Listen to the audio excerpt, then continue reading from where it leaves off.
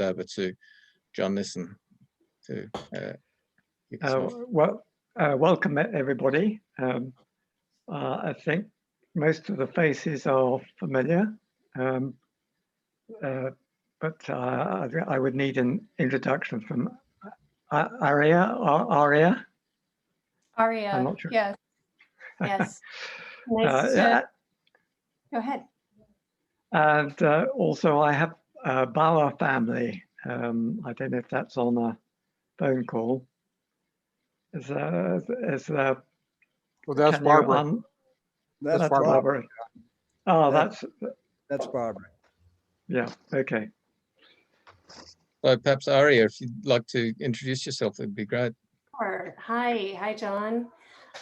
Yeah, I feel like I haven't been as involved as I'd like to be, so I'm hoping to change that and be more current on what's happening. But so I'm Aria McKenna. I have something called Global Cooling Productions. I'm actually just launching a new site and everything, but the whole goal of it is I've got a few different media projects that I've been developing that are all about trying to reach a wider audience and to show them what's actually possible with a focus on climate restoration and just healing the planet in general. I'm developing a video podcast series right now. So that would be the sort of thing where it would be great to have different people on to talk about solutions. And then I've also got a television series in development. You know, it's in the story phase right now, but hoping to finally get some funding soon for it so I can start moving things forward. But all of it is basically around trying to paint a more positive view of what's actually possible so that we can mobilize people to fight for what's possible.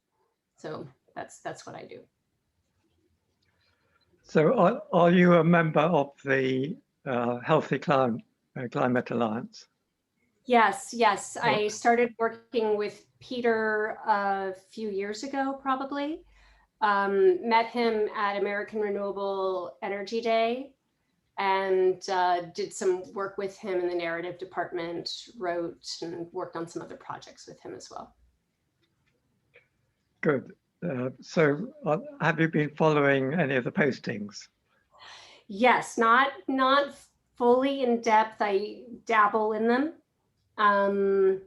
So I'm looking forward to getting caught up for sure. I feel like there's been kind of like, there's nothing we can do. And then, yes, there is something we can do. And I'm looking forward to getting caught up.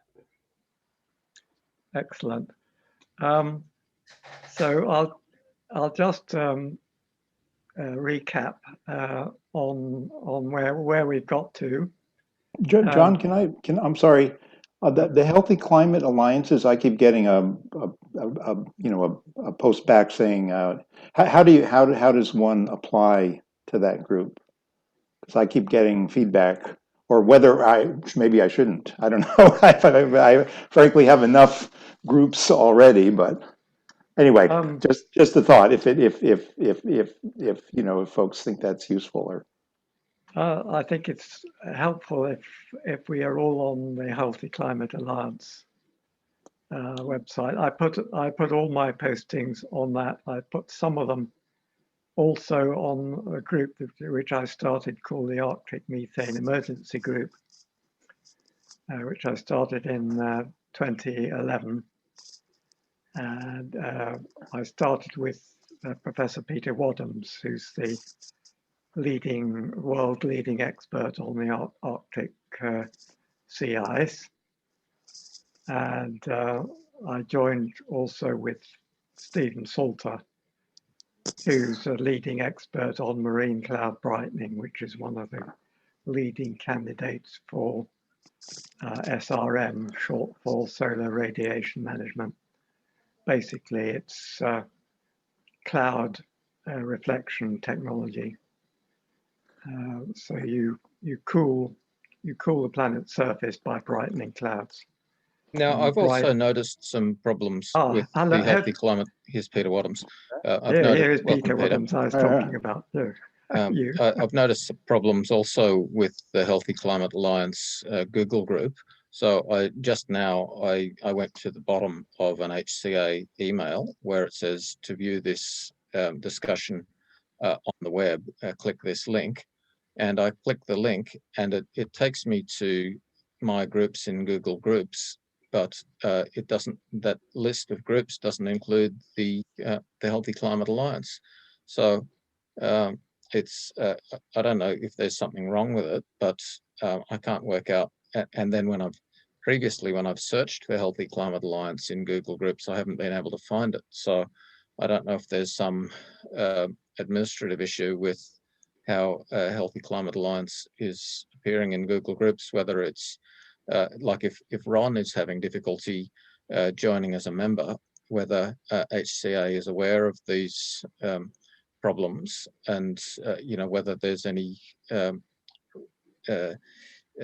technical difficulty with new membership.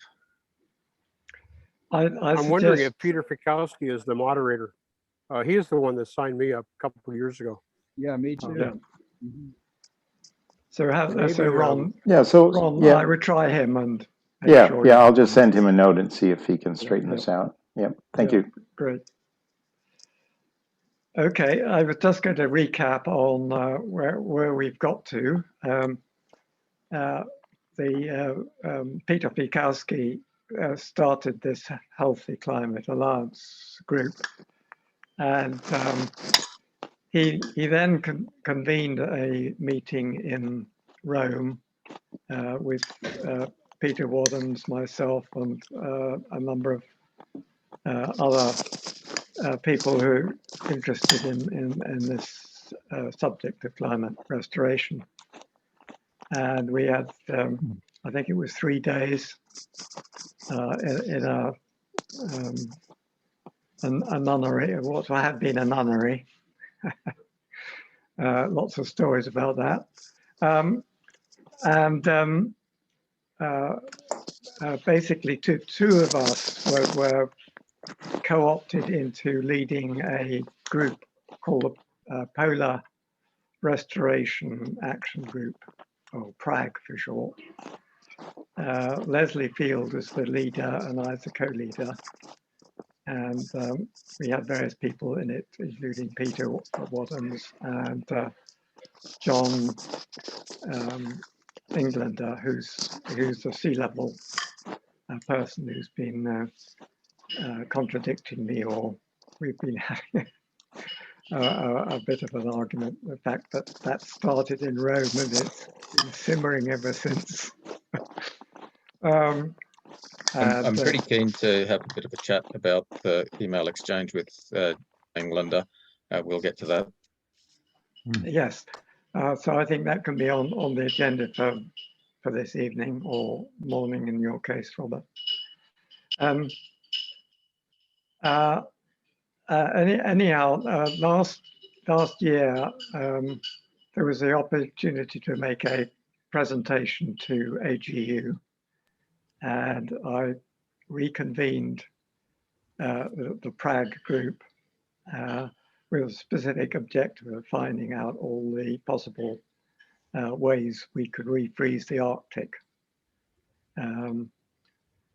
Since refreezing the Arctic is the easiest way of expressing what we need to do, which is to halt the retreat of the sea ice, stabilize the Greenland ice sheet, and stop methane coming out, or stop growing quantities of methane coming out of permafrost. So it could do all that by reversing the warming trend, which involves actually refreezing the Arctic, bringing back the ice, restoring the ice. And of course, it's not only good for us, it's good for the polar bears and other creatures there to have the sea ice coming back. And anybody who's interested in or liable to suffer from sea level rise should be interested in stabilizing the Greenland ice sheet, which is showing signs of becoming unstable. It's filled with holes like a Swiss cheese.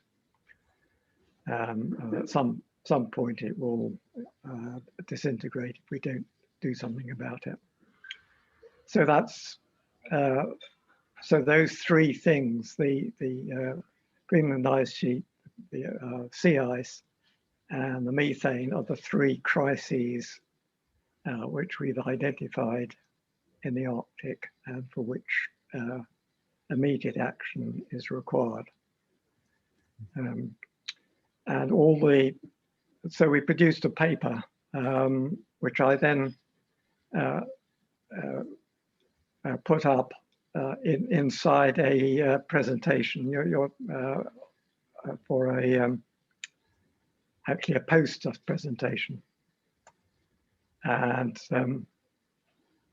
Doug has just recently produced a PDF for it, and we're adding, which he's showing on his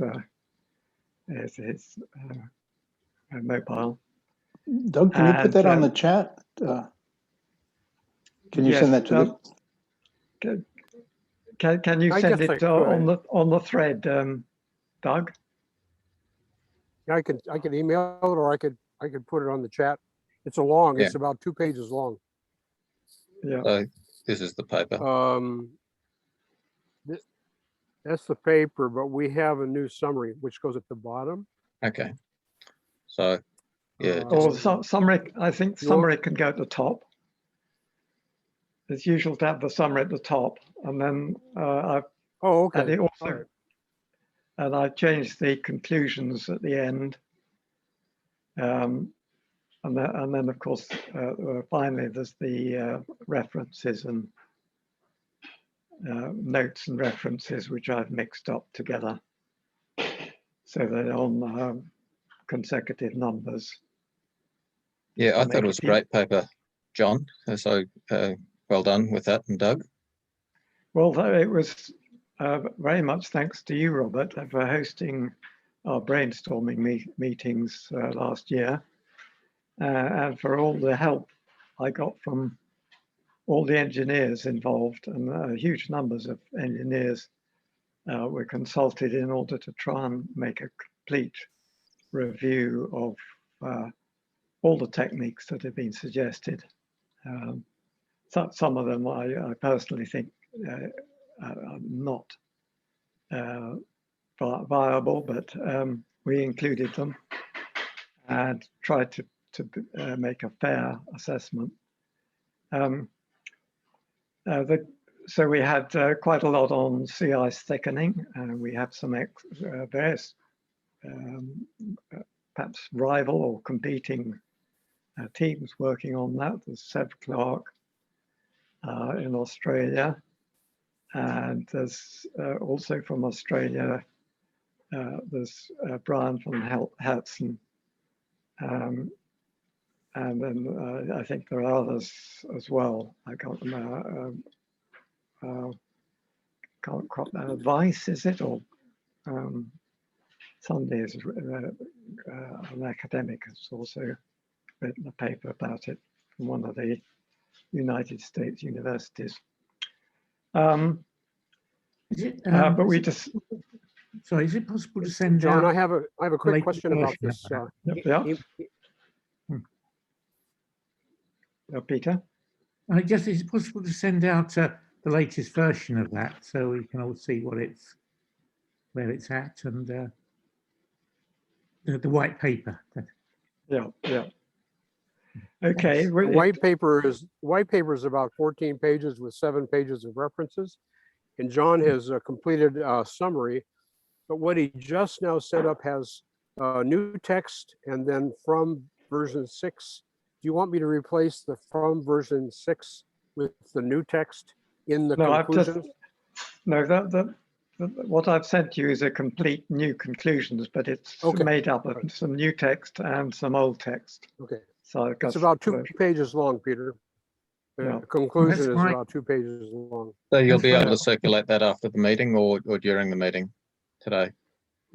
I did actually send the conclusions thing about quarter of an hour before the meeting started. Thanks. I think So you he might- sent it to everybody. He sent it to everybody.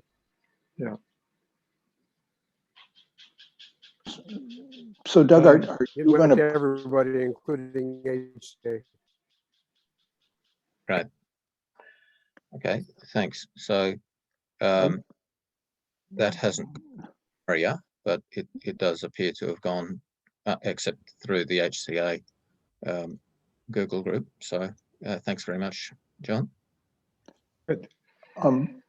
Doug, have you produced a link for that yet, or is that just an Oh, attachment? he just now sent an email. He just now sent an email. I'm having bandwidth problems, Oh, so okay. I'm going to turn off my video. But Email. it's an email he sent 15 minutes ago. Okay, thank you. And so at some point, you had talked about setting up a link. But whenever you can do that, that would be great.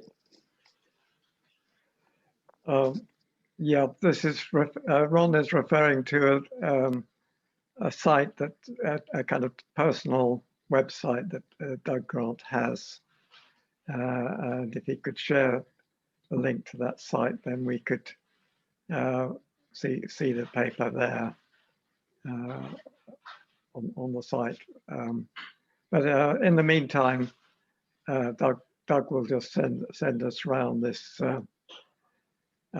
It might be worth waiting until after the meeting. Yeah. Before Look, he I'd just tries like to send it. welcome Victor and Herb.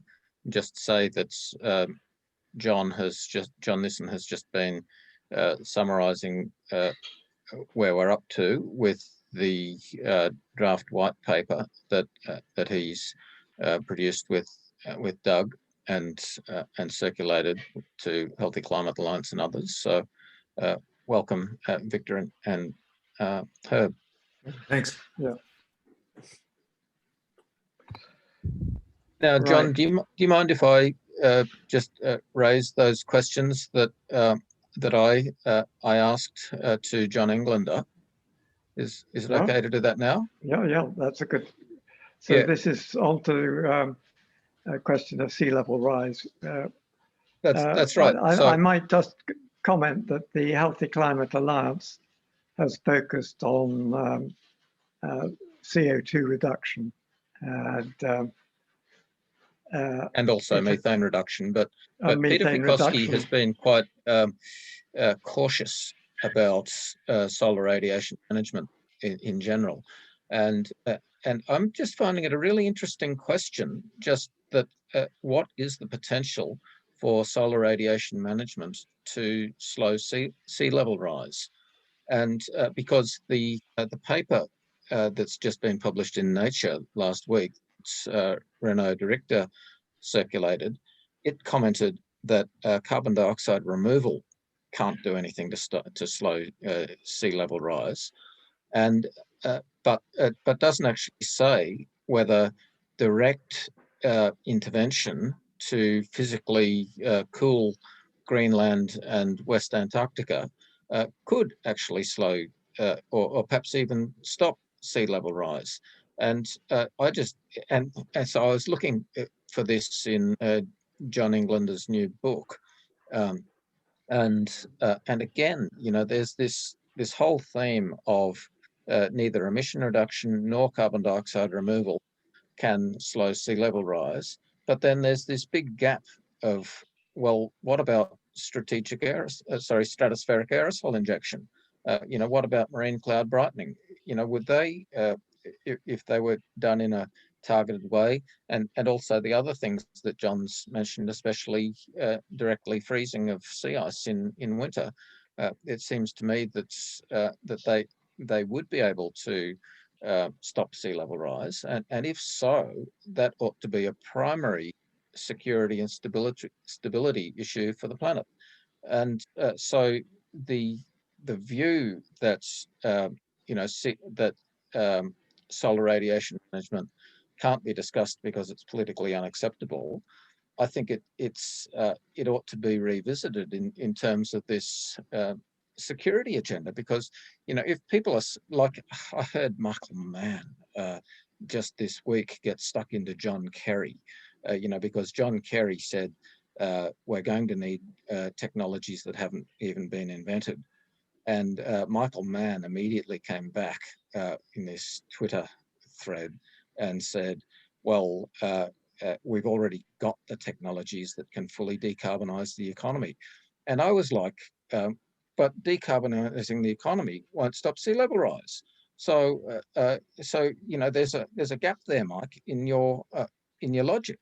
And we do need new technology to stop sea level rise. But then, I mean, maybe Michael Mann doesn't care about let's flood all the ports of the world and, move all of the coastal cities, that whole analysis that John Englander has presented. So anyway, I looked at the literature about the connection between solar radiation management and sea level rise. And there was a paper back in 2010 that discussed the connection. And then Andrew Lockley wrote a paper last year, or 2019, I think, about physically blocking glaciers from falling into the sea. And his only reference on the connection between solar radiation management and sea level rise was this 2010 paper. So I'm just wondering, is there recent literature that advocates this view that albedo enhancement would be able to slow sea level rise, and why isn't that discussed in so much other literature?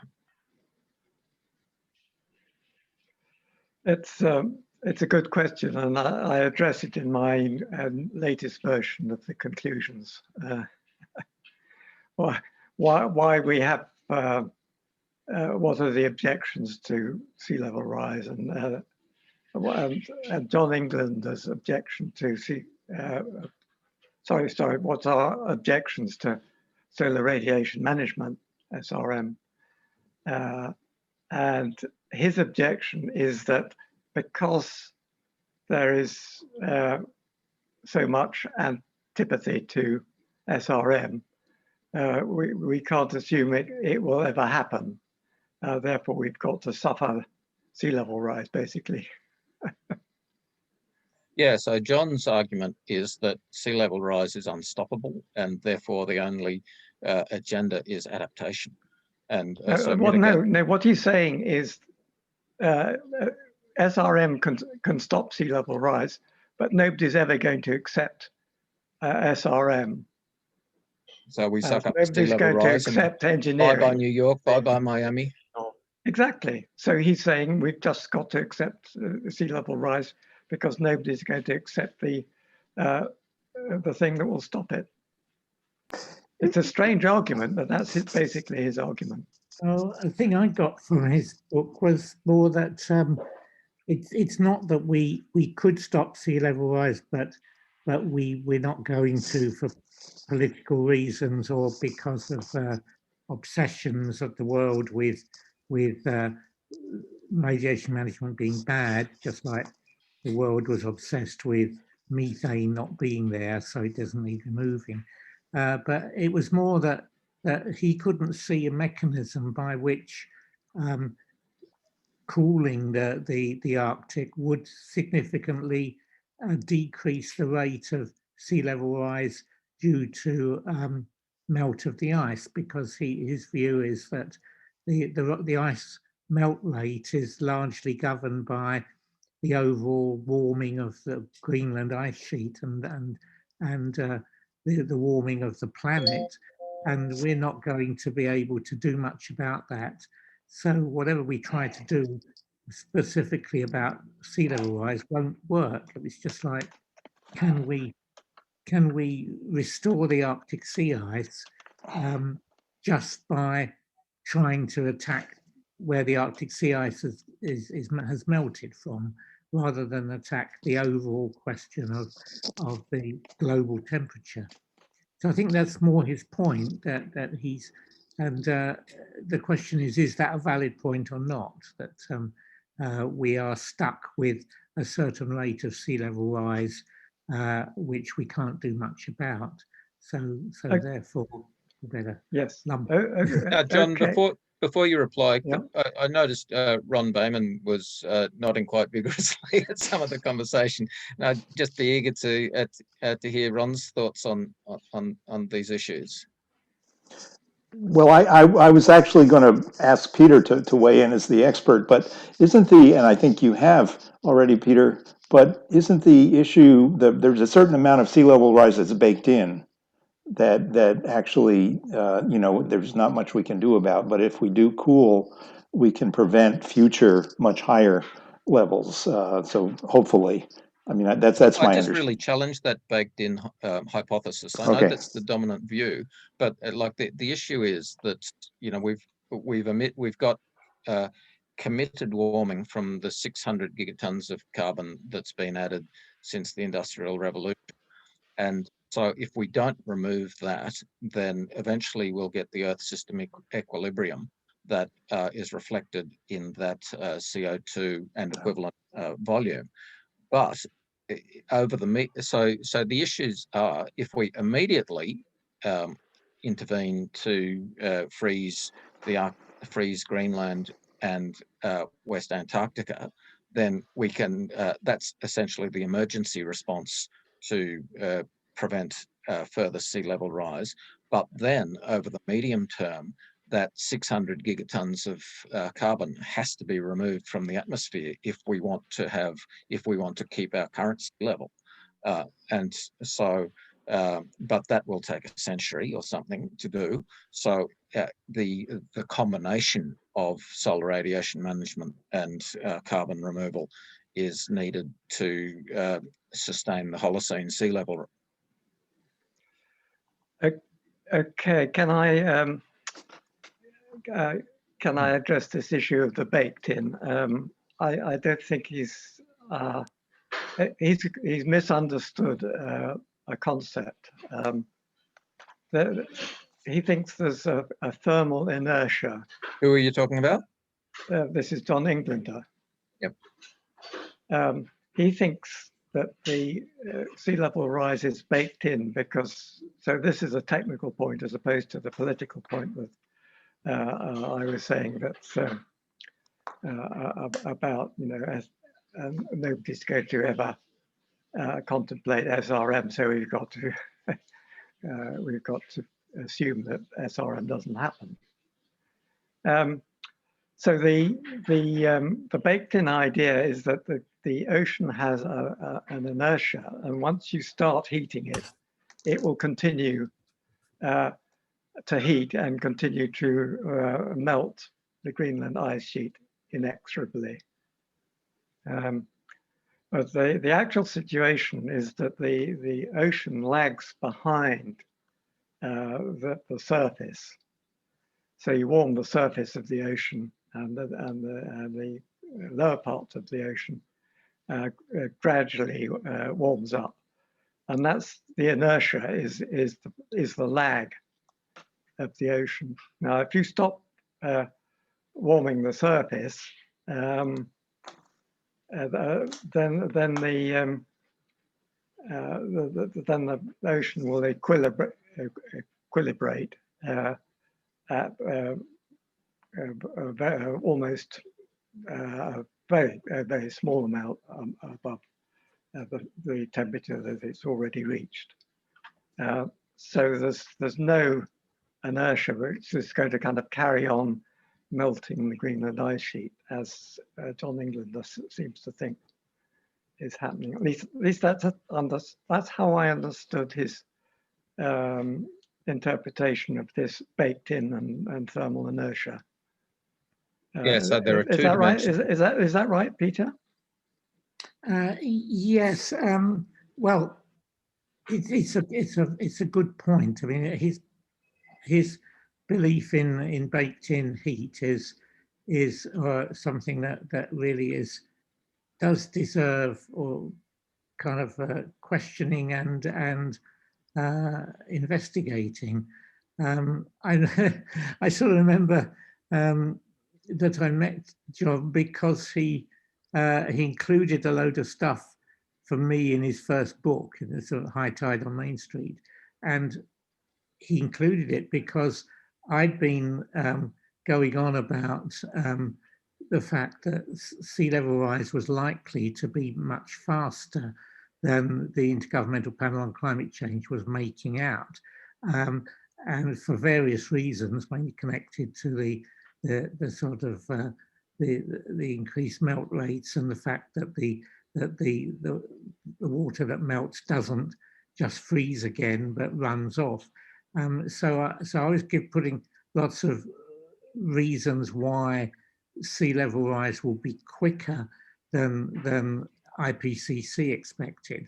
That was during the era in which I was being denounced as an alarmist in all directions and had to sort of defend myself. So John took all that on board and stuck it in his book, which made me very pleased. But then what now everybody accepts that sea level rise is faster than anybody thought because of all these various mechanisms. The question is, are those mechanisms irreversible, and the sea level rise will continue to increase at an increasing rate no matter what we can do, unless we do something truly drastic? Or is it the fact that we can make a distinct impression on the rate of rise if we do the right things? So it's a good question, and I'm not sure that what the answer is. In fact, it needs a lot of thought, and so he's got one view, and it is possible to hold a different view, but it's one of those things where it needs to be argued through modelling and thinking and looking at all the processes that are happening. Yeah, so as well as modeling and thinking, there's a need for field tests of technology. And I mean, that's the problem seems to be that, you know, people like John England are saying, well, humanity is too stupid and irrational to stop sea level rise. So, but we might, and we're even too stupid to adapt to it. So he's saying, well, it's going to be easier to adapt than stop it. So here's an alarm to say, let's adapt. But I think it's clearly possible to stop sea level rise if you had a concerted security effort. Like, I mean, I just think it's a military thing that if you, like Brian von Herzen's idea of getting military planes that would drop wind pumps across the sea ice, seems to be a very straightforward, security plan. And so, you know, John makes the point that the world has failed, and especially the USA has failed on the security agenda as far as the COVID pandemic is concerned. And so we need to rethink security. And, freezing the Arctic is a primary security agenda. So, you know, the US military ought to be in there helping. And if they did, then, it would be quite easy to stop Greenland from freezing if there was the will. Well, I suppose as soon as one thinks about the military, one is thinking in terms of a different dimension. I mean, we are thinking in terms of what can be done within national budgets, billions of dollars. But with the military, it's trillions of dollars. And so, for instance, dropping wind pumps all over the Arctic to pump water over ice it sounds bonkers. It's like one of those many sort of proposals which John has been listing, where some of them are clearly bonkers. So it's clearly bonkers, but if you look at the cost, which will be astronomically huge, it's still probably less than the cost of a couple of stupid naval fighters of the kind that take off vertically and cost so much.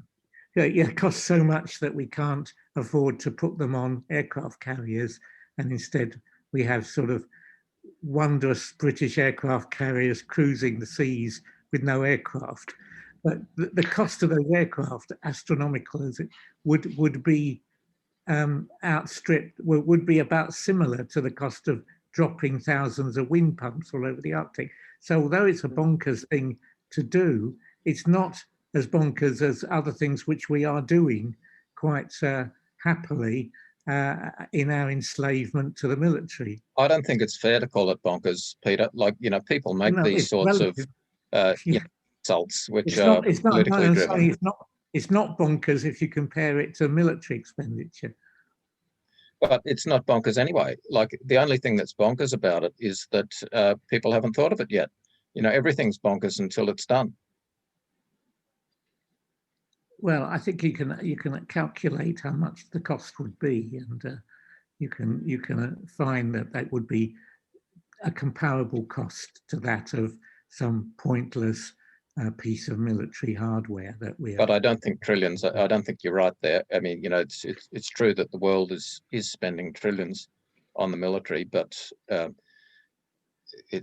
don't think that freezing the Arctic will cost trillions. Is my general impression. John? Let me give an example of something which I think one might consider bonkers, and that is building sills under the termination of Antarctic glaciers in order to stop their descent, which is proposed by Michael Wolovich, I'm not sure how you pronounce his name. It was savagely criticised by John Englander as a sophomoric idea. Cool. Look, he said, "Why is everybody taking notice of sophomoric ideas when there's sensible things that we could be doing?" That reminds me when Peter and I were giving evidence to the Environment Audit Committee and suggesting we might need geoengineering. Zach Goldsmith, who's a Tory MP, stood up, and we didn't stand up, but he made a loud interjection saying geoengineering was moronic. And when he finished, the chairwoman saying, "Please, we can't have this language. Let's hear what the hear what the evidence is." Do you remember that moment, Peter? Yes. I thought, well, as a Tory MP, he should know everything about what being moronic means. So, anyway. But it's a way of shutting down the conversation. Yes. These sorts of insults, and Michael Mann's made similar insults to John Kerry this week in order to shut down the conversation about new technology. I think it's terrible. Yes, and I think that was very unfair, because I've heard John Kerry speak, and I've met him several times, and he's just a wonderful guy. And it's brilliant that he's been given a formal role in the US government now. That's as opposed to giving roles to people who are complete idiots. But he may be not quite up to all the technology, but he's, his heart's in the right place, and he's really, and his sense of priorities is very good. So the world's in a slightly better position through having him in the US. By and large, although it's still within the framework of net zero emissions as the goal, and part of the conversation that we've been having is that net zero is not enough, and for Michael Mann to say, well, all we need to do is decarbonize the economy, and we already know how to do that, so let's get ahead and let's go on and shut down the coal industry and we'll be fine. But that says nothing about sea level rise. It says nothing about climate stabilization. So anyway. So Robert, are you saying we should? I mean, those of us who are able to get John Kerry's attention, give him support, and point out that, which he probably knows, that some of these, like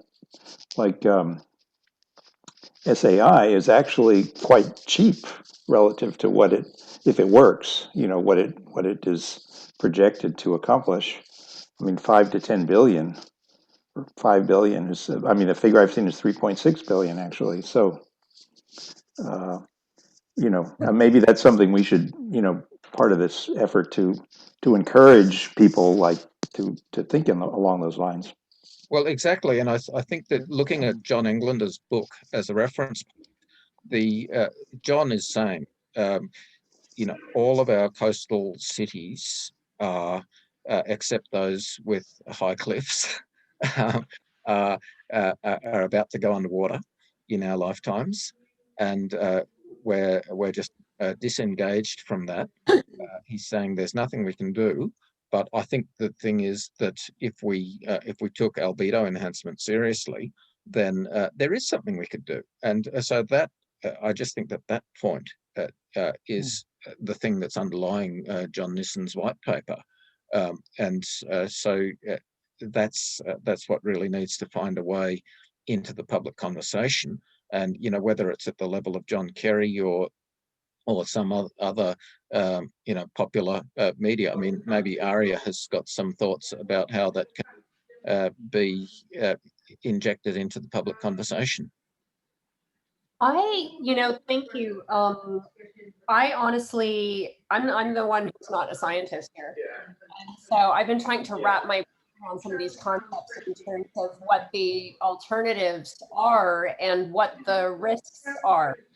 I kind of sat on asking some questions. So for instance, someone brought up Brian von Herzen, and I know we've been talking about water up, and I assume that's what you guys are referring to. And I'm wondering what John, kind of have you got sound on that's interfering? Oh, sorry, Aria, I can't quite hear you properly. Go on. Yeah, so I mean, I'm just wondering what the risks are when we're talking about solar radiation management. How exactly, I don't know enough about how that is being done. What chemicals, is there aluminum? Like what is it? What are the risks? And can it be done with ocean currents and some of this other work, Leslie Field's work? I'm curious. I want to know more. It's exactly a question that was recently sought to be answered by the Scopex test in Sweden, and the environmental lobby in Sweden prevented that test from going ahead, which was precisely targeted to finding scientific information about what the risks and methods and priorities might be. So there's a furious opposition to asking those very questions that you're saying are important, and that's quite a mystery as to, these people who are saying, oh, we don't want to find the answers because it might suggest that we should do it. They're saying that they're just completely tickety-boo fine with sea level rise, effectively. And so it's on their heads that, they're saying we've got, we might have methods to stop sea level rise, but we don't care. It's more important to prevent the moral hazard of giving some sort of extended life to the fossil fuel industry. So, these are, some of the politics behind these issues. So that's the other. Robert, I love your words. You produced some wonderful crystallized arguments as you've just spoken them. Could you write them down for us? Because I think that's, the stupidity of it. I find it very difficult to crystallize it in the way that you have. That's very good. John, can I just insert? I've been inserting your conclusions into the paper. So I've been listening, but as you've been talking, I'm thinking that with Michael Mann jumping on John Kerry, this is an opportunity to go to people like maybe Jim Hansen or Bernie Sanders or some VIP, respected person who could then get to John Kerry, who is our entree to COP26, I believe. I'm seeing that as the path to getting some traction with COP26. John Kerry. I don't know. Any ideas? Yep. But if Michael Mann was the one that jumped on Kerry, that's an opportunity to go to Hansen. Yeah, I I mean, doubt what's needed is a quantitative assessment of each of the methods that's been proposed in terms of can we raise the scale to global scale at all? And that question arises with Leslie Field stuff. If we can, how much will it cost to actually do the job of significantly reducing, significantly improving the climate, at what cost? And it may be that some costs are unquantifiable, but others are quantifiable. And we could, I think, in principle, in lists of methods that can be tried, we can eliminate some. I mean, we can see some method is going to be 2 orders of magnitude more expensive than another method. So you forget the one that's going to be 2 orders of magnitude more expensive. You can boil it down to methods that are going to be at a certain level of cost. And there'll be then discussions about which of those is going to be better, but maybe you can boil it down to 3 or 4 methods that are distinctly cheaper than others and are technically feasible. Then that would get rid of these sort of arguments about moral things, like is it immoral to do cloud brightening? Is it immoral to put aerosols in the atmosphere? It shouldn't be a moral question. It should be a practical and economic question. Is putting aerosols into the atmosphere the cheapest and most efficient way of bringing down the climate warming? In which case we should go for it, even if it has certain drawbacks that you might identify. So we shouldn't let these sort of prejudices of people who are opposed to particular techniques get in the way of deciding what's the technique that's going to work within the realm of feasibility. Because my own experience of that was when in the early days of methane, as John will remember, when it wasn't just that, it was that people were saying methane can't be emitted from the Arctic because it's not there in the first place, and anybody who says it's emitted is a liar, and also it's the Russians and women that say it's emitted, so that must be wrong. And this complete sort of strange, weird, completely lack of sensible ethical questioning about whether we should be worried about methane. Now, of course, we all are, because we realise what a threat it is. But it wasn't that long ago that you could make sure that nobody studied methane. Like I was prevented from studying methane. My chapters in a book that published by the Foreign Office were removed purely for this question of we don't believe that this is a good thing, so we'll squash it. That should never happen. It should be always, can we afford, is it feasible to do this? Is this going to be the cheapest way and most rapid way to save the world? In which case we do it. That's maybe what we should be focusing on in our next documents or further versions of this white paper, should be quantization of costs.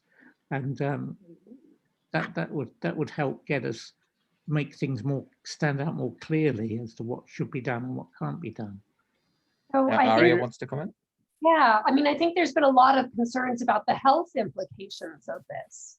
So if we can't address that and talk about whether there would be, it's like, okay, so if you stop sea level rise, but then people are dying of cancer all over the place, then we can't necessarily say that we're better off. So I don't know enough about it to say whether or not it's going to be a health risk that also impacts quality of life around the world, and where it would be implemented, where it wouldn't be implemented. Like, there's just a lot of questions that I don't really fully understand. And I also don't understand why they would say that it's baked in. I mean, I mean, obviously we can't stop the emissions of fossil fuels immediately, but if we're going to ramp that down as quickly as possible and also draw down massive amounts of carbon dioxide, why are we saying that sea level rise is still baked in? I mean, if we can affect the temperature in that manner, then we would be refreezing ice. The issue is that taking carbon dioxide out of the air and cutting emissions is very slow against the scale of the climate forcing. So like to date, we've added 600 billion tons of carbon to the air. And that means that, and the carbon dioxide especially takes 100 or 1,000 years to naturally go out. So the sea level will find the equilibrium. And the last time there was the current amount of carbon dioxide in the air, the sea was 10 meters higher. So that's the natural equilibrium that the Earth system will establish if we leave that carbon in the air. And emission reduction only stops the amount from increasing. It doesn't actually decrease the amount of carbon. Right. That's why we're drawing down, and we've got, regenerative agriculture, we've got tree planting, we've got carbon sequestration with aggregation, where we could start building things made out of the carbon dioxide that we're pulling from the atmosphere, as well as efforts being done on methane. So all the things that have been suggested are too small and slow to stop sea level rise. And so the reason it's baked in is because like even if we engaged in a really rapid direct air capture program, for example, that would perhaps stop the amount of carbon in the air from increasing, but it wouldn't decrease it. And so decreasing the amount of carbon in the air will take a century. And but sea level is going to rise in the next 20 years probably to a dangerous level. And so if we want to do something that addresses... Can I clarify things? Because this baked in, there are two baked ins, which John Englander is talking about. One is that the sea level will continue to rise if you rely on emissions reduction and CDR. And his estimate is kind of a meter this century or more. And that's absolutely true. If we, but that's if you rely on it. Now he's saying that SRM won't work either, because he says there's a baked-in expansion of the ocean and the thermal inertia of the ocean, which means that Greenland will continue to melt even if you cool the planet with SRM. So there's just two different aspects of baked in. And I was trying to explain the latter. Yeah. You've just explained the former. Sure. It's a bit confusing, I'm sorry. Yeah, but Ari, on your point about health issues, main criticism that I've heard about about stratospheric aerosol injection is that it would disrupt the monsoon cycle, or that it might disrupt the monsoon cycle in South Asia. Now, that's quite a speculative question, and it would be possible to establish what the effects would be through field tests, and also it would be possible to use the technology of marine cloud brightening to address that. But I think when you're talking about cancer, that's something that's much more in the sort of popular conspiracy theory line of thinking. So, you know, people talk about contrails, and that sort of conversation leads scientists to despair, because it's very like the evidence base for those conspiracy theories is extremely weak, and so, you know, scientists have refuted those sorts of views, but as you say, you know, they've got quite a strong popular purchase, and so it's like, it just illustrates how difficult it is to cut through. And I think, you know, the fact that, you know, there are 70 million Americans who've just voted for Donald Trump, despite, you know, him being, you know, really quite irrational as far as all of these you know, empirical questions are concerned. It just it shows what a challenge it is to get you know, sound information into the public debate. And I think that that's why it's so welcome to see John Kerry as the climate envoy. You know, somebody you know, open to evidence-based policy. Ron. Yes, thank you. I agree with you completely, Robert. There is the issue of the ozone, which has been, I mean, it's not completely determined, and I think maybe that might be one area that, but that I've seen studies. You know, if there is an effect, it would be quite small, and then there is some issue that needs to be investigated, but. On the plus side, for areas to help out here, the National Science Academy did release this report supporting more research, and maybe that's, you know, that was just this year, right? So maybe that's what has given this motivation to, or at least led to John Kerry to start thinking along these lines. We can hope so. So that would be something that we could build on. Say, look, you know. We have this establishment support for this kind of research, at least, and we need, you know, if there's any possibility that we can slow down even Arctic melting, and let me just say, it's not just the sea ice, it's not just water rise, right? When we're talking about the total impact on the climate system that you know, a blue Arctic would cause. So I always like to make that point. You know, it's not just the sea, the water rise. It's all the jet stream, you know, the whole, all the other tipping points could be affected, including the methane from the Siberian ice shelf. So anyway, so yeah, so there are a lot of things, you know, reasons that we definitely should pursue this if there's any chance. It doesn't have to be. Absolutely sure that we can stop you know, some of the worst effects, but even we can stop some of them. It's probably worth trying to do this, and maybe that's the message we should you know, try to be pushing. Absolutely, Victor. Yeah, I have some experience with this coming from India. You know, the solar radiation management was done in a sense mismanagement. During the period we had acid rain, remember when London used to have this fog, and there was, I mean, there was very, very dense fog all over the place, smog. And yeah, the smog and all that, and that was the period when temperatures didn't rise. That was the 80s and the mid 90s, when temperatures were kind of, it increased a bit in the 60s, and then it's kind of stabilized.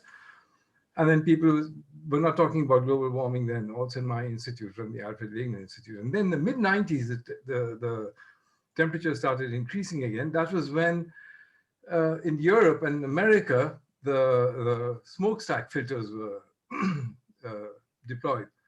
And that's when the air cleared up here. So there was no more acid rains. We've forgotten that already. I mean, the forests in Germany, for instance, where I'm living now, were suffering. So that was stopped. And then again, there was this hiatus. You remember, just stopped about a couple of years ago. People were saying, hey, where's the global warming? This was in the mid 2005 on to 2012 around. And that's when India and China were putting all the smoke in the air. And they still are, right? So we already have that. We have a historical precedent of inadvertently putting sulfur into the air, and huge amounts, much more than what we would need for stratospheric cooling. Now, I'm a biologist, and I was against SRM, when I first heard about it. But now, seeing where we are, I'm worried. And now, with regard to the monsoon over South Asia, I grew up in India, and we never had rain till the mid-June. I mean, there was a monsoon, there was a theory about how monsoons function. Now that monsoon is totally disrupted. I've just been hearing from back home that it's been raining heavily in May. This is completely crazy.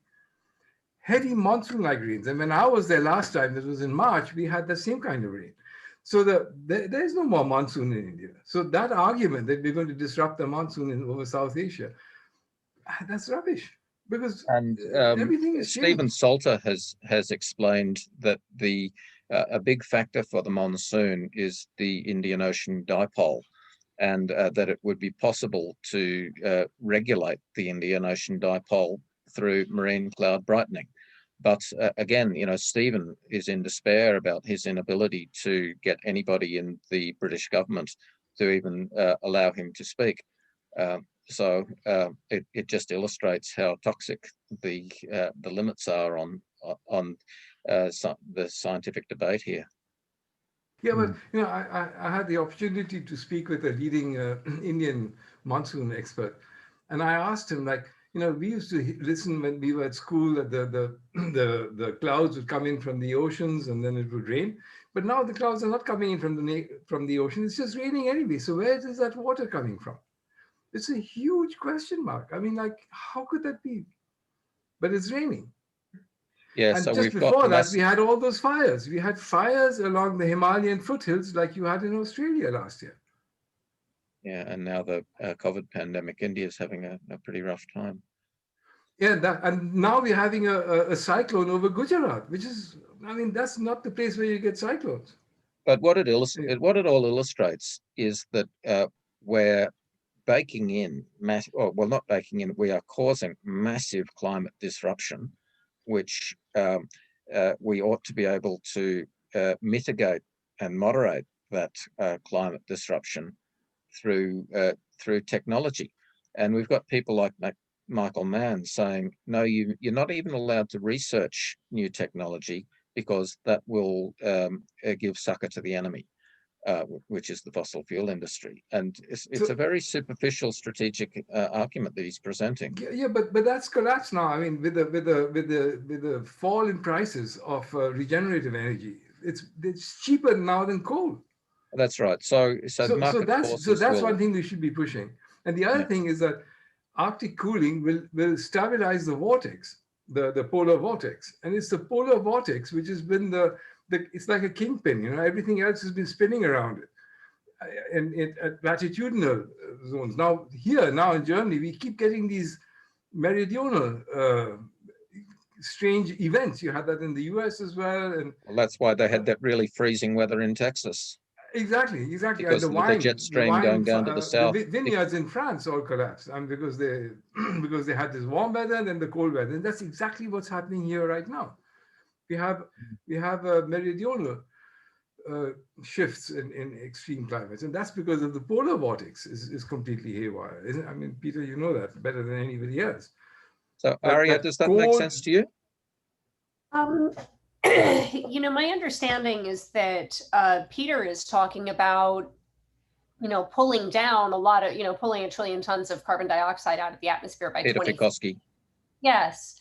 And so, my understanding was that was going to help be able to reverse a trend. I mean, I personally, as a non-scientist, have accepted that a certain amount of sea level rise is probably just going to happen before we end up being able to ameliorate the situation truly.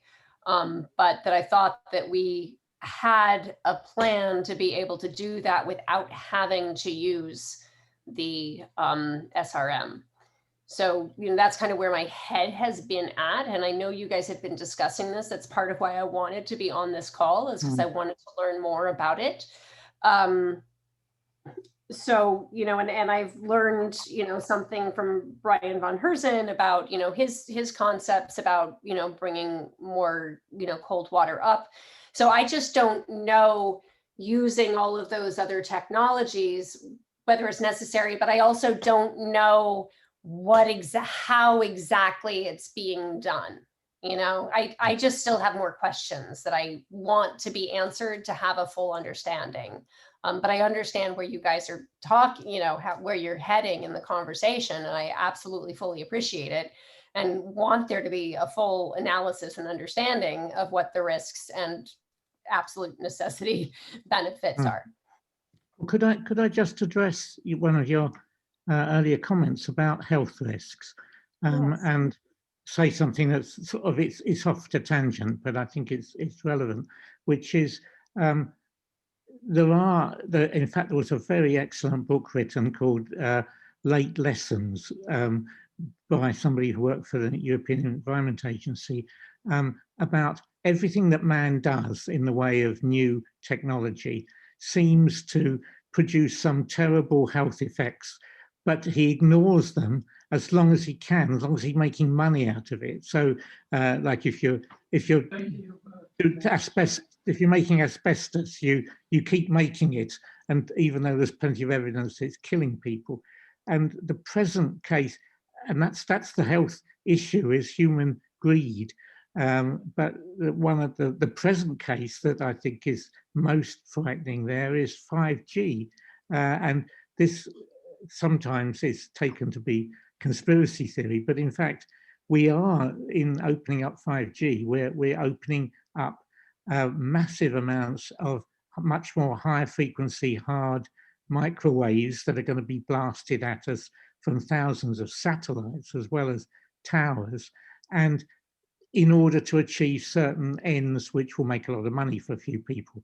But nobody has done any medical analysis of what that kind of radiation levels would do to humans. So it's perfectly feasible to think there might be some big cancer outbreaks from that, because that's just what causes cancer. But nothing will be done until much too late, because that's the way people do things. They do the destructive thing first because it makes money. Then they think maybe about the health questions a lot later. So I think that's what we're doing with 5G. And I don't think there's an equivalent in climate change treatments, but I could be wrong. There could be something that we don't notice. For instance, if we allow global warming to progress very fast in the Arctic, on land, and we start melting out permafrost everywhere, we might be starting to release terrible anthrax and other diseases that were buried because the animals and the people that got it died and were frozen into the tundra, and now it's being released. So that's a kind of a horror story, which is 99% likely to be untrue, but that 1% is still there, and we should think about all potential health risks when we do something with the climate. And the biggest health risks today are really from fossil fuels. So the whole sixth extinction agenda of the collapse of biodiversity through global warming is just the massive health risk. And we're seeing it with the fragility, sensitivity to pandemic and monocropping. There are very big risks, and so finding ways to stabilize and just make the climate a bit more robust.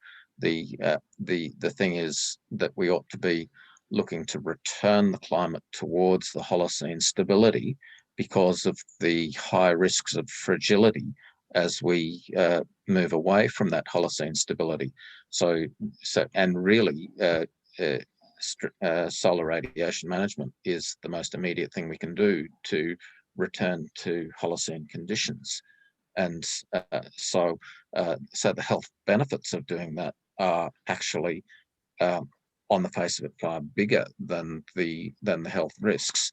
And then that buys us time to move toward carbon dioxide removal. Yeah, no, all very good points. Excuse me. I think that, Peter, your point about the way we've been doing business is exactly the reason why people don't trust it. They've gotten used to mankind basically not really equating the risks and just jumping in headfirst, doing things that are very destructive. So, I think you're speaking to, exactly why it is that people are so suspicious. And because you've got people who are very aware of that, that's the reason why we've dug ourselves in this hole, is because of that kind of thinking. And those are the people who are trying to help fix the climate. And then they see this as being presented as a solution, and they're afraid that it's just another, leap before you look kind of situation. Brainwash. So, Ron? Yeah, can I just, so I put out a couple of links here that might be useful, but on the I think Peter and Robert and John and people have raised this already. The moral, I think that we may be at the point where the political framing, and don't get me wrong, I'm a democratic socialist. I mean, I've been, all my friends, Green New Deal, the fossil fuels are the worst evil, in the world, which you could, certainly Exxon and other people that, disseminated all this information, so forth. I mean, they should be indicted, but we're at the point where that my carbon negative power plants using, for example, natural gas. I raised this in the earlier. I'm relatively new to this group, so this is my second meeting. But there are ways to possibly involve elements of the fossil fuel industry and stop thinking of carbon as a poison. It's not a pollutant. It's a chemical of life. We need to, recycle the carbon. That's the problem. We're oxidizing in one direction. We're not doing the photosynthesis in the other direction. There may be, this is a long-term kind of thing, but in the immediate future, we probably will have to transition using existing infrastructure to some extent. And if we can adapt that rather to generating electricity and also drawing down carbon that draws down more than the natural gas, for example, produces, that is a way forward during the transition. Obviously, in the long run, we have to get to renewables. We can't, fossil fuel's going to run out, for one thing. So, so I think that, in some ways, Michael Mann kind of this polarization of absolute, the absolute evil people and the good people. It's also historically, our industrial civilization was built on carbon, on combustion. So it's not that they were evil from the start. This is the way civilization developed, and later on when they, hid the story and so forth. Yes, but so I think a more open kind of framing. How can we retrofit plants to make them carbon negative, whether they're fossil fuel or not? How can we get this group, Global Thermostat, has been working with Exxon, which sounds like a complete paradox, but they're working with Exxon to build these negative emission plants. So I think, that part of the conversation, maybe that's another way forward to get some of the people like John Kerry and so forth more, because he is I think we've got to seize the moral high ground. I think Robert has explained very clearly how the morality of this is that we should be using SRM rather than we should not be using SRM. Now, previously, the moral high ground was with the people who said we must decarbonize. That's that's the solution to climate change. And they were assuming that climate change was a kind of gradual thing that would that you could address effectively by reducing CO2 emissions, and then gradually the level of CO2 would reduce, and all would be fine. But that's just not what's happening. The dangers in the Arctic are far too much. The morality is now to apply SRM, geoengineering, which is the hated term for it. We've got a moral imperative to do that because people are dying as a result of sea level rise already. Bangladesh people are dying, and they're losing their homes and their livelihoods. If it goes on, there's going to have to be mass migration, and there'll probably be a war with India. It's going to be chaos if we allow things to carry on. So we've got emergency action, and the moral thing to do is to get on with it and get the engineers to sort out what needs to be done, and the scientists to give them the best scientific data to work on and do the modeling and things like that. We've got to seize the moral high ground, and we've got to get that to John Kerry damn quick, because we've got to have that before he goes to COP. So I don't know who we enlist.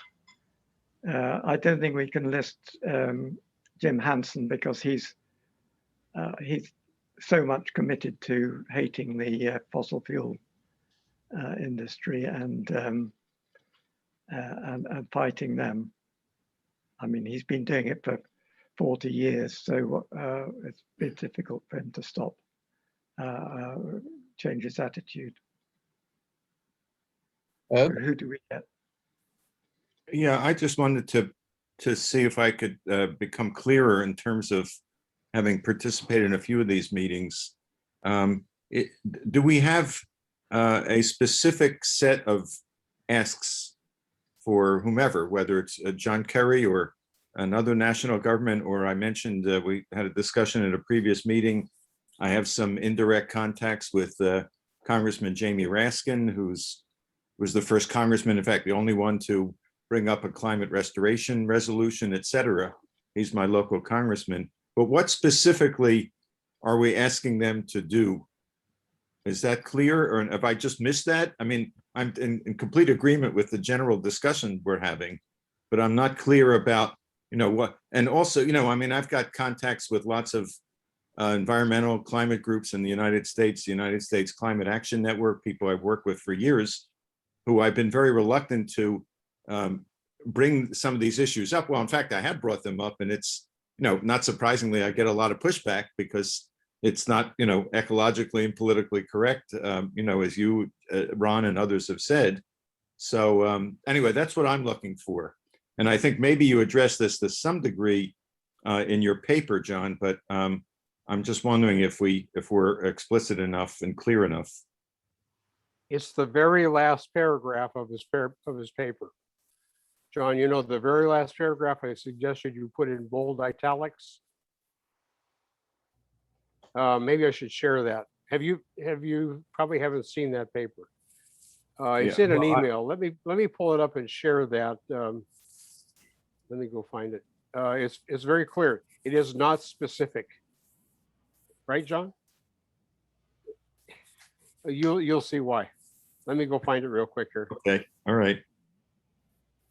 I got to go into email. Was in a message that I sent to John. Sent. Okay, here we go. Here we go. Okay, so now I have it on my screen. I wonder if there's a way. Why don't you just read it if it's just a paragraph? Yeah, okay. It's only a couple of sentences. Every effort must be made to support the development of techniques which significantly address the three crises. The techniques which most critical The techniques which are most critical for success must be fast-tracked.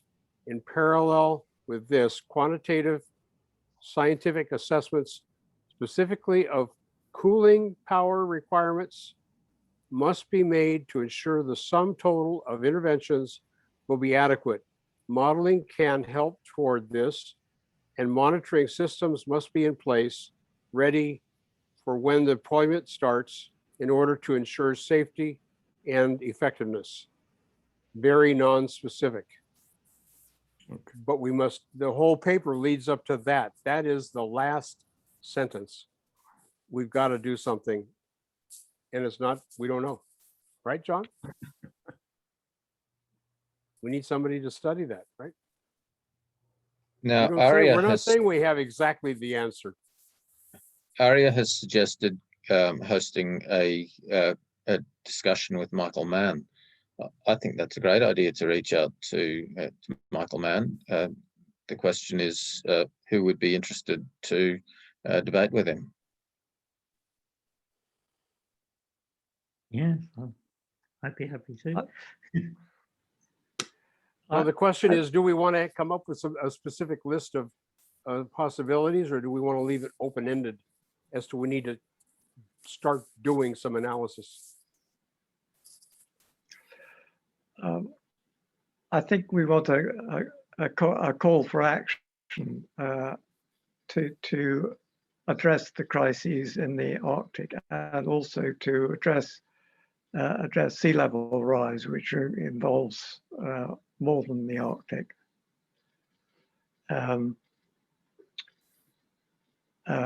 So having sea level rise as a central issue might change things, because I don't think the CO2 people are doing anything that's addressing sea level rise. So if I go to Jamie Raskin, or somebody else goes to John Kerry, and I mean, Congress now, at least in the US, after a decade where they basically had eliminated the concept of the earmark, which is a elected representative putting in money for a specific project in the national budget each year. Now you're apparently allowed to do that. So, I mean, it would be great if I could say, because I did this a little bit. I went to a couple of meetings with Peter Fielkowski and others a couple of years ago, or a year and a half ago, about putting in money for research in the Department of Energy. I don't remember the specifics on climate restoration. I mean, is there $25 million that you want to spend, or can we develop something, or does it make sense to basically build upon the research agenda in the National Academy of Sciences report, or something else to do X, Y, and Z within the next 18 months that will give us the answer to question A, B, and C, et cetera, et cetera. Very specific, very focused, and obviously building upon the paper and the concept of how, existentially essential all this is, and the amount of money, at least initially, is trivial that we'd be asking to take this to the next step, and maybe there are comparable efforts in other countries. I don't know. Well, you're talking about spending money, US money, in the Arctic. We need to get permission to do this in the Arctic, right? So I think John Kerry going to COP26, to getting COP26 the nod, is probably the way to go, but we got to get his attention. So the question is, do we get his attention with, as Peter Wadhams here suggested, with the costs of all these different options and weeding out the most expensive ones, or do we want to go with the general call to action, which is, I think, what John has put together, the general, we get that to John Kerry and say, this is the moral imperative. When you go to COP in November, let's do something. And let him figure that out, because that's not on his radar at all. Yes, I agree, and I think we have to push further than the NAS is a research proposal for a plan for research, and I think per John's remark that this is an imminent, urgent emergency that we need to face. And I repeat, it's the sea level rise, and also the entire all these changing global climate that's having devastating effects all over the world. That CO2 removal is not going to change in the immediate near future. Even if we ramp it up, as much as we can and start even drawing down, it probably, we have the next 10 or 20 years to get through. So I think that's, I very much, Herb, if you could, get that across, that we're facing an immediate crisis. And the only way to really deal with that is to try to deal with that is to use some of these SRM or ways, a triage or tourniquet or something to just give us time to restabilize the climate. I think that's what it's really a call for thinking about piloting and implementation in addition to research. Dare we approach the military? Well, Yeah, certainly, think of it as a security thing. Absolutely. Go ahead. Yeah. Sorry, Robert. yeah.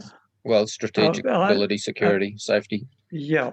Does anybody know a friendly guy in the military who would be A general or two. No, I've researched scientists. I mean, Peter knows. Oh, has he disappeared? I think he's gone. What a pity. Because of a very good modeler from the U.S. Navy. All his experience with the British submarines floating under the North Pole. Is that the guy in Maine? Are you talking about the guy in Maine? Was it kind of an ice expert? I'm trying to remember his name. It's a kind of Russian. John Russian Englander name. picks up a couple of names in his book. Yeah. Worth pursuing. The So main guy I think works. that John Englander's book is a really good hook into this debate. Actually, like even though John is quite cautious. Myslowski, I think was his name. Would anybody come across that? No. There's someone who works with them. I think the Navy Institute or something up in Maine has worked for years, but maybe it's. I don't think it's Myslowski though. Yes, what we want is an expert on the Arctic from the US, from the military. I mean, the military had a base on Greenland ice sheet that they tried to keep secret where it was, but then the snow, the ice melted and it was exposed. Peter Wadhams could tell you all about that. I mean, it sounds like what we're talking about, maybe, and you said this, Ron, is actually to establish a couple, one or two or three very specific pilot programs initially to further the development of whether it's an SAI or million wind pumps or whatever it may be. I've been impressed, in addition to being impressed with everybody else here, with listening to Brian on a couple of these calls. I mean, if he were on this call, what would he be recommending? He seems to be generating a lot of ideas and have grant proposals in and contacts with all sorts of people. At least that's the impression I get. Yeah, well, he has a proposal for ice thickening, and that could be part of the solution, certainly. Coordinated with the Northern Sea Route Canal. Yeah. And that would generate a lot of money, and we could actually make enough profit from that to do all the other things. Give Russia the incentive to freeze the Arctic. I mean, the reason Russia, yeah. So one person who I think we should enlist is the president of Iceland, who seems to be very keen on getting some trials of SRM in the Arctic. I heard through the grapevine. I must follow that up and see if we can get our paper to him. it might be easier to go to Iceland than some larger countries where there's more kind of political, more politics in it and more doorkeepers to get through. I think that's a great idea. John, Now, I think we're almost, go ahead. Sorry. Yeah, we normally take 90 minutes over these calls, and we've just gone 5 minutes past. Such an interesting conversation. So many thanks, everyone. And yeah, so Aria has just commented in the chat about following up with Michael Mann on Facebook, which is great. And yeah, we're just getting to the end of the call, so I'll just invite people to make any just final sign-off comments. I'm just putting an email together to send you the paper. Simon, what's your last name? Oh, to me? Herb Simmons. Simmons. Oh, I made a screenshot. I'll do that after we get off. Okay. Thanks, Doug. I can't walk and chew gum at the same time. Good. All right. So anything else finally, Aria or Victor? No, just I think it would be a great conversation. I definitely want to get more information myself in terms of, what it actually is that's being done. So a conversation prior to hosting that would probably be good with just like one person, or any references you want to send me over. I'll be looking at those references that I think Ron sent them. So Have you shared your email address, Aria?